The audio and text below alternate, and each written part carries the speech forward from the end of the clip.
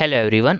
आज हम डिस्कस करने वाले हैं यूनिवर्सिटी ऑफ दिल्ली के जो है एडमिशन फॉर्म्स के बारे में बात करने वाले हैं। कैसे आप दिल्ली यूनिवर्सिटीज़ में एडमिशन ले सकते हैं, पूरा हम इस वीडियोज़ में एक एक करके जो है डिस्कस करने वाले हैं। क्या क्या गलतीज आपको नहीं करनी ये भी हम इस वीडियो में बात करने वाले हैं। सबसे पहली चीज़ तो आप लोगों को पता होना चाहिए कि सबसे पहले आपको CUET का फॉर्म फिल करना पड़ेगा दिल्ली यूनिवर्सिटीज़ में एडमिशन लेने के लिए। और CUET का फॉर्म जो आएगा वो आएगा फेब में, ठीक है, फरवरी में CUET का फॉर्म आ जाएगा। लेकिन CUET में आपको सही से सब्जेक्ट चूज करने हैं, नहीं तो आप दिल्ली यूनिवर्सिटीज़ के लिए एलिजिबल नहीं होंगे। आप 2022 का जो है चेक कर सकते हैं। CUET में जो है 6 lakh plus application Delhi universities बच्चों ने टारगेट किया था, लेकिन दिल्ली यूनिवर्सिटीज़ का फॉर्म सिर्फ और सिर्फ 2 लाख यानी 1/3 कैंडिडेट्स ही भर पाए थे, क्योंकि 66% कैंडिडेट्स एलिजिबल ही नहीं थे। क्यों एलिजिबल नहीं थे? उन्होंने बहुत सारी गलतियां करी थी। आप वो गलती ना करें, इसलिए मैं आपको एक एक करके सारी चीज़ें बता देता हूँ कि क्या क्या गलती आपको नहीं करनी है। सबसे पहले तो आपको ये करना है कि प्रोस्पेक्टस आपको डाउनलोड कर लेना है। 2022 का प्रोस्पेक्टस है, सेम ही चीज़ें रहने वाली, चेंजेस नहीं होने। अगर कुछ चेंजेस होगा तो वो आपको अपडेट कर दिया जाएगा। कोर्स चूज़ करते वक्त आपको क्या ध्यान रखना है? कोर्स चूज करते वक्त आप किसी भी कोर्स में एडमिशन लेना चाहते हैं, आप एडमिशन्स ले सकते हैं, बस जस्ट आपको एलिजिबिलिटी क्राइटेरिया फुलफिल करना है। अब क्या क्या एलिजिबिलिटी क्राइटेरिया है, एक एक करके मैं आपको बताता हूँ। सबसे पहले इंपॉर्टेंट पॉइंट्स में पॉइंट नंबर 3 जो कि आपके लिए मोस्ट इंपॉर्टेंट है, candidate must appear in CUET in only दो सब्जेक्ट्स इन विच ही और she has pass class 12th। आपको वही सब्जेक्ट चूज करने हैं जो आपके पास क्लास 12th में थे। अब मान लीजिए आप जैसे आर्ट्स के स्टूडेंट्स हैं, ठीक है, तो आपके पास पॉलिटिकल साइंस रही होगी, हिस्ट्री रही होगी, जियो रहेगी।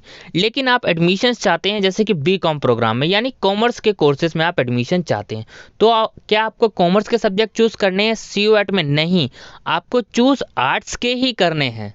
आपको चूज कौन से सब्जेक्ट्स करने?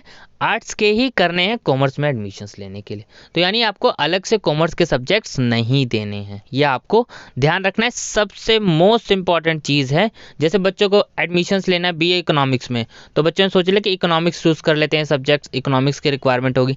ऐसा नहीं है। एलिजिबिलिटी क्राइटेरिया में साफ मेंशन है कि आपको क्लास 12th के वही सब्जेक्ट चूज करने हैं जो आपके पास क्लास 12th में। ज़रूरी चीज़ आपको ये ध्यान रखनी है। उसके बाद क्या और ज़रूरी चीज़ ध्यान रखनी है? और ज़रूरी चीज़ ये ध्यान रखनी है कि आपको वहाँ पे आपको लिस्ट दे रखी है। लिस्ट ए में सारी लैंग्वेजेस दे रखी है, और उसके बाद लिस्ट B1 B2। अब क्राइटेरिया बहुत सारे कोर्सेज में दिया हुआ है कि आपको B1 से 2 सब्जेक्ट चूज करने पड़ेंगे, तो यहाँ से आपके पास 2 सब्जेक्ट्स होने ही चाहिए, तभी आप एलिजिबल हैं। और एक सब्जेक्ट चूज करने का आपको ऑप्शन दिया, कहीं से भी चूज कर सकते हैं, यानी B2 से आप 2 चूज नहीं कर सकते, B1 से चूज कर सकते हैं।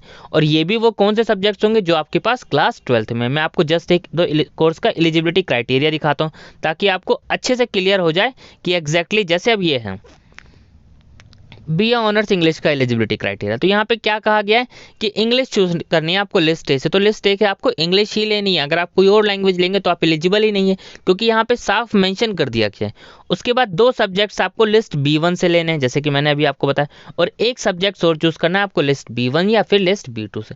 तो यानी आपको टोटल 4 सब्जेक्ट चूज करने, जिसमें से एक इंग्लिश आपको चूज करना ही पड़ेगा, 2 सब्जेक्ट्स B1 से और एक सब्जेक्ट और चूज करना है B1। तो यानी इन चारों को कंबाइन करके फिर आपकी मेरिट प्रिपेयर की जाएगी। तो अगर आप इस एलिजिबिलिटी क्राइटेरिया को फुलफिल नहीं करेंगे तो आप एडमिशन्स के लिए एलिजिबल नहीं है। और सब्जेक्ट्स कौन से लेने हैं, ये भी जो है B1 B2 की, ये वही सब्जेक्ट्स होंगे जो आपके क्लास 12th में थे, ठीक है। तो ये तो है तरीका एडमिशन्स का। अब उसके बाद आपको क्या करना है, फिर आप CUET का फॉर्म फिल कर चुके होंगे, CUET में यूनिवर्सिटी सेलेक्ट कर चुके होंगे दिल्ली यूनिवर्सिटीज़। उसके बाद आपको दिल्ली यूनिवर्सिटीज़ का सेपरेट फॉर्म भी फिल करना है। अब ये कब आएगा? ये आएगा जब CUET का एंट्रेंस हो जाएगा, उसके बाद जो है रिजल्ट आ जाएगा, फिर यूनिवर्सिटीज़ अपना फॉर्म रिलीज करेगी और फिर आपको वो फॉर्म फिल करना पड़ेगा, तब आप एलिजिबल होंगे एडमिशन्स के लिए। फिर मेरिट्स लिस्ट रिलीज होना शुरू होगी, ठीक है। तो जो भी अपडेट्स होगा टाइम टू टाइम मैं आपको अपडेट कर दूंगा। तो अभी सबसे ज़रूरी चीज़ है, ये आपको ध्यान रखना है कि ये गलती ना करें। Thank you.